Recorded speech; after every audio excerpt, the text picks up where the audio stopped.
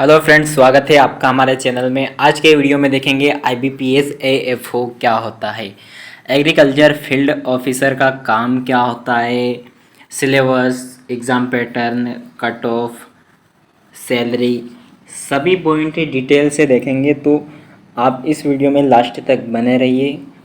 तो आइए इस वीडियो को शुरुआत करते हैं। आगे बढ़ने से पहले अगर आप हमारे चैनल पर नए हो तो चैनल को सब्सक्राइब करना। तो सबसे पहले देखेंगे IBPS AFO क्या होता है, उसके बाद इसके सिलेबस देखेंगे, फिर IBPS AFO का काम क्या होता है वो देखेंगे, फिर एग्ज़ाम पैटर्न देखेंगे, फिर इसके लिए क्या एलिजिबिलिटी क्वालिफ़िकेशन होनी चाहिए वो देखेंगे, फिर प्रिपरेशन कैसे करेंगे जो फ्रेशर है उसके बारे में थोड़ी स्ट्रेटजी बताएंगे, फिर प्रीवियस कट ऑफ और लास्ट में सैलरी। तो आइए सबसे पहले देखते हैं व्हाट इज IBPS AFO। तो IBPS AFO क्या होता है, ये एक IBPS AFO का फुल फॉर्म होता है एग्रीकल्चर फील्ड ऑफिसर, कृषि क्षेत्र अधिकारी। तो IBPS AFO एक बैंकिंग जॉब है। एग्रीकल्चर के क्षेत्र में यह एक गोल्डन अपॉर्चुनिटी है, क्योंकि एकमात्र ऐसी वैकेंसी है जो हर साल रिलीज़ होती है। क्योंकि दूसरी नौकरी 2 साल, 3 साल, 4 साल भी लग जाती है, पर ये हर साल, इसलिए जो एग्रीकल्चर ग्रेजुएट हैं उनके लिए यह बहुत ही गोल्डन अपॉर्चुनिटी है। नेक्स्ट, और ये सेंट्रल लेवल पर होती है पूरे इंडिया में, और इसे कंडक्ट कराता है IBPS का फुल फॉर्म होता है institute of banking personal selection. तो इसके थ्रू यह एग्ज़ाम होता है। अब देखते हैं what is work of IBPS AFO। तो IBPS AFO का काम क्या होता है उसके बारे में जानेंगे। तो ये क्या करते हैं, जो भी एग्रीकल्चर खेती करते हैं उन फार्मर को, या जो प्राइमरी सेक्टर में काम करते हैं उनको लोन दिलाना और लोन को फिर रिटर्न करना, यह इनका मुख्य कार्य होता है। और 100 new government scheme to farmer, जो नई नई स्कीमें आती है सरकार की उनको फार्मर तक बताना। यदि कोई किसान कुछ सामान खरीदता है तो उन पर किसान को सब्सिडी दिलवाना। तो इस प्रकार से यह काम होता है किसान को बताने का। तो इनका मुख्य काम सरकार द्वारा चलाई जाने वाली योजना के बारे में किसानों को बताना, किसानों से मिलना और उनसे मिलकर कोई ग्रामीण या ब्लॉक स्तर पर मीटिंग आयोजित कर कर जो एग्रीकल्चर इन्फॉर्मेशन है उसका एक्सटेंशन करना। अगर कोई बैंक से लोन लेना चाहता है या जो सरकार की नई स्कीम आती है उसका लाभ लेना चाहता है तो उनके बारे में किसानों को बताना। फिर जो लोन देने के बाद समय समय पर उस किस्तों में उसको वापस जमा करवाना। यदि कोई किसान कोई सामान खरीदता है तो उन पर सब्सिडी दिलवाना, ये आदि इनके काम होते हैं IBPS AFO का। जो बैंकिंग सेक्टर होता है उनको अच्छे से सुधारा जा सकता है, क्योंकि IBPS AFO के हाथ में यह काम होता है। फिर दूसरा देखते हैं एलिजिबिलिटी फॉर IBPS AFO। इसके लिए क्या क्या एलिजिबिलिटी है आइए देखते हैं। तो कंडक्ट मस्ट 4 ईयर ग्रेजुएशन, तो इसके लिए 4 साल की डिग्री होना आवश्यक है एग्रीकल्चर सेक्टर में। जैसे यहाँ पर है horticulture, animal husbandry, BSc agriculture, veterinary science, dairy science, fisheries, pisciculture या अदर। जो एग्रीकल्चर में 4 साल की डिग्री होना इसके लिए बहुत ज़रूरी है, तभी इसके लिए एलिजिबल रहोगे। फिर एज इसमें 20 से 30 ईयर की कोई भी दे सकते हैं, और अटैम्प्ट होते हैं अनलिमिटेड, मतलब कितने भी अटैम्प्ट आप दे सकते हो। जैसे कि UPSC में 4 अटैम्प्ट 5 अटैम्प्ट लास्ट होते हैं, तो इसमें अनलिमिटेड होते हैं। और नो एक्सपीरियंस, कोई अनुभव की आवश्यकता नहीं होती है, तो इसके लिए एलिजिबिलिटी ही रही। अब आइए अगला देखते हैं एग्ज़ाम पैटर्न। एग्ज़ाम पैटर्न किस प्रकार का रहता है? तो इसमें 3 प्रकार से एग्ज़ाम होते हैं। सबसे पहले प्री होता है, उसके बाद मेंस होता है, फिर होता है लास्ट में इंटरव्यू। तो प्री के बारे में जानते हैं, प्री में क्या क्या होता है। तो प्री में टोटल जो क्वेश्चन होते हैं वो 150 नंबर के होते हैं, 150, और टोटल मार्क्स होता है 125। मतलब कि टोटल क्वेश्चन 150 होते हैं और जो मार्क्स होते हैं 125 के होते हैं, और ड्यूरेशन होते हैं 2 आवर्स। और यहाँ पर जो माइनस मार्किंग होती है, यदि एक रॉन्ग आंसर जाता है तो उनका 1/4 मार्क्स काटा जाता है। 1/4 मतलब 0.25, इतना नंबर काटा जाता है यदि एक क्वेश्चन गलत जाता है। तो कौन कौन सी सब्जेक्ट होती है? जैसे पहली होती है क्वांटिटेटिव एप्टीट्यूड, मैथ्स, रीजनिंग और इंग्लिश लैंग्वेज। ये 3 सब्जेक्ट होती है प्री में। दूसरा, प्री में 3 सेक्शन होते हैं, जैसे क्वांटिटेटिव एप्टीट्यूड, इसके क्वेश्चन होते हैं 50 और 50 मार्क्स के ये होते हैं। दूसरा रीजनिंग, रीजनिंग भी 50-50 का होता है, 50 क्वेश्चन आते हैं, 50 मार्क्स के होते हैं। इंग्लिश के 50 क्वेश्चन होते हैं और 25 मार्क्स के होते हैं। मतलब कि जो एक क्वेश्चन है नहीं, 2 क्वेश्चन के 1 मार्क्स मिलते हैं। एक क्वेश्चन 0.5 मार्क्स के होते हैं। तो जो टोटल क्वेश्चन होते हैं वो 120 और 150, और जो नंबर ऑफ मार्क्स होते हैं वो 125 होते हैं। अब देखते हैं मेंस में टोटल क्वेश्चन आते हैं 60, और 60 मार्क्स का होता है, और इसमें टाइम ड्यूरेशन होता है 45 मिनट, और ऑल एग्रीकल्चर रिलेटेड क्वेश्चन आते हैं इसमें। प्री में और मेंस में दोनों में ऑब्जेक्टिव टाइप क्वेश्चन आते हैं।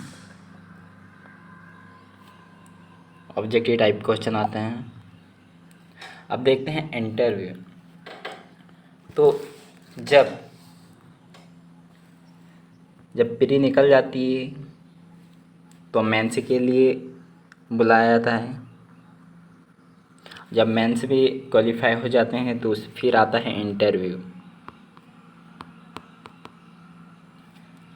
तो इंटरव्यू में आपको थोड़ा एक्सपीरियंस की ज़रूरत होती है।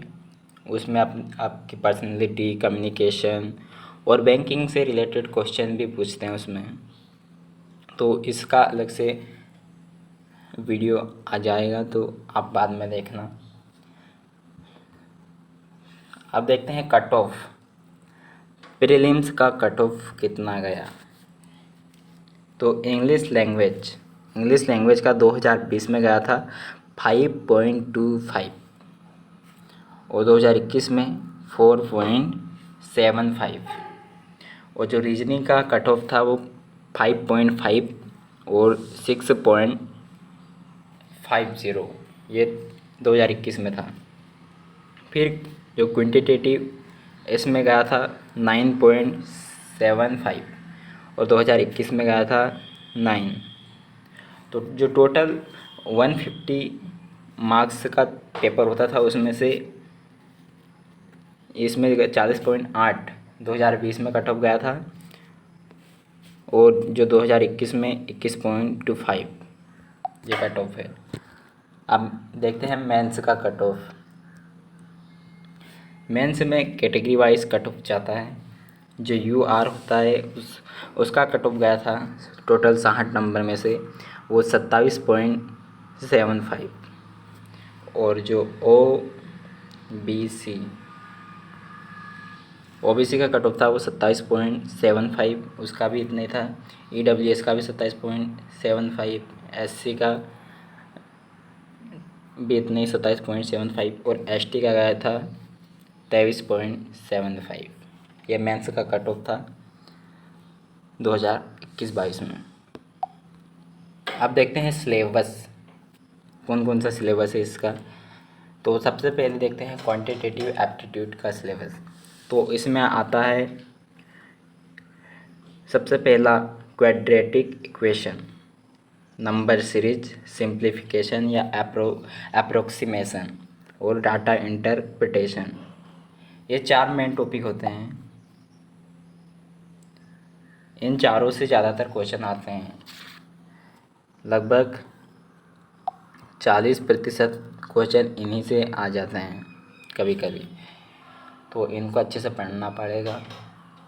फिर उसके बाद आता है percentage, ratio and proportion, age and partnership, profit and loss, time and work, pipes and cisterns और number system, LCM, HCF, average, mixture, alligation, simple and compound interest, mensuration, probability, time, speed, distance, train, boat and stream.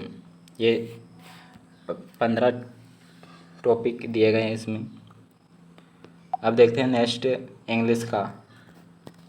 तो English में आता है homonyms, synonyms, antonyms, passage competition, completion, reading comprehension, fill in the blank, sentence correction,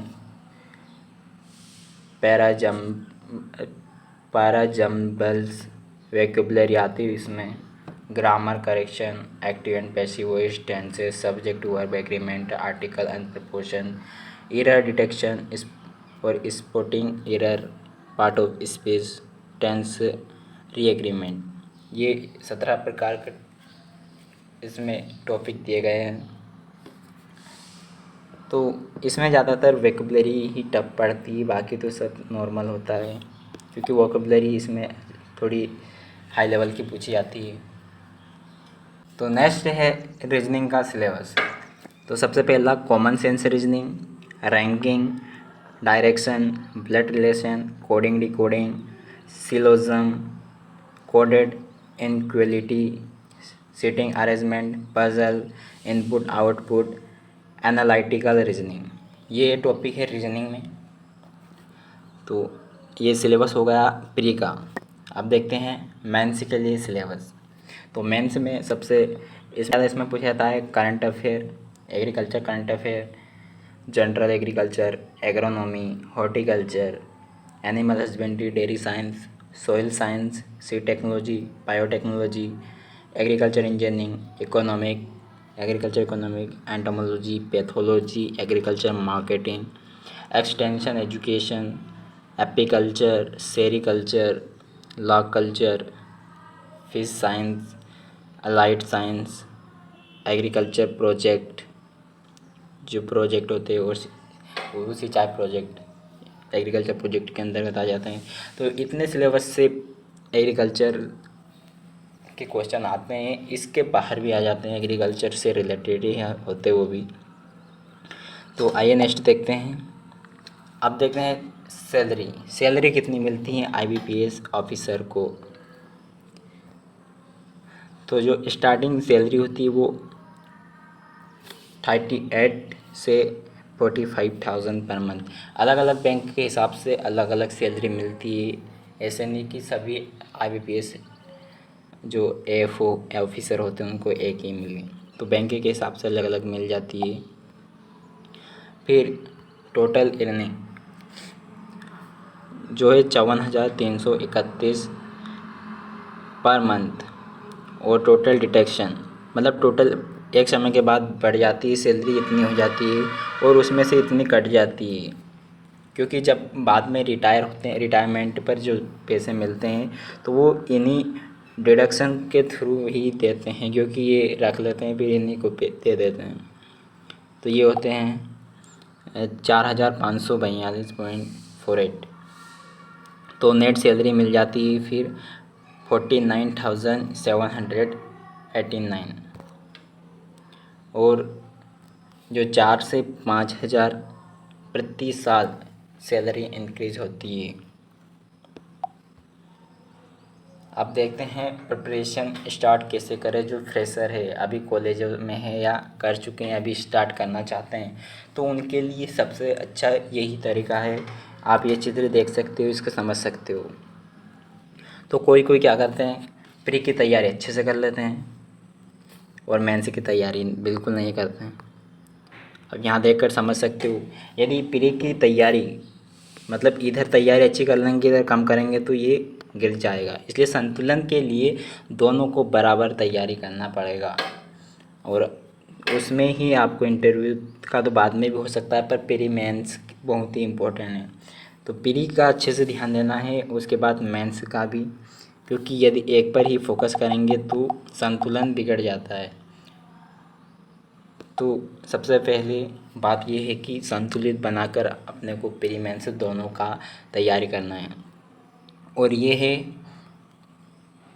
कि सबसे पहले यदि तैयारी करेंगे तो ऐसा नहीं कि जो टफ टफ क्वेश्चन उठा लेंगे, जिससे अपना क्या है कि माइंड से निकल जाएगा कि बहुत टफ है, हो नहीं सकता है। इसलिए अब जो इजी इजी होता है ना, जो भी पार्ट, जैसे प्रीलिम्स में देख लो मैथ, वो एग्रीकल्चर वालों के लिए मैथ और इंग्लिश बहुत ही टफ पड़ती है, क्योंकि वो ज़्यादा ध्यान नहीं देते इस पर। तो जो जो इजी इजी सब्जेक्ट है उनको पहले कवर कर लेना है, ताकि आपका जो पढ़ने का एनर्जी लेवल है वो बढ़ जाए। क्योंकि शुरू में ही टफ टफ सब्जेक्ट उठा लेते हैं, फिर वो समझ में नहीं आते, तो लगता है कि हमसे तैयारी नहीं हो सकेगी। इसलिए जो भी इजी इजी है उनको पहले कर लेना है, फिर जो टफ सब्जेक्ट टफ टॉपिक है उन पर आना है। तो इसमें सबसे पहले प्री में इंग्लिश, मैथ और रीजनिंग। तो रीजनिंग तो वैसे हो जाती है, ज़्यादा टफ नहीं पड़ती, पर इंग्लिश और मैथ का करना पड़ता है। तो इनको अच्छे से ध्यान देना है, और इनके साथ ही साथ मेंस के लिए एग्रीकल्चर भी अच्छे से पढ़ते रहना है। क्योंकि जो बीएससी एग्रीकल्चर करते हैं तो उन्हीं में ये बहुत सारे टॉपिक कवर हो जाते हैं बीएससी एग्रीकल्चर, पर वो एक बार रिवीजन करना बहुत ही ज़रूरी है। और फिर इंटरव्यू का तैयारी तो आप ये तो क्वालिफाई होने के बाद भी कर सकते हो, क्योंकि इसमें कोई पढ़ने की ज़रूरत नहीं होती, इसमें बस आपकी कम्युनिकेशन और पर्सनैलिटी ही मेन रहती है। तो आज के वीडियो में इतना ही। यदि वीडियो अच्छा लगा तो वीडियो को लाइक करना, और आप हमारे चैनल पर नए हो तो चैनल को सब्सक्राइब करना। Thank you so much.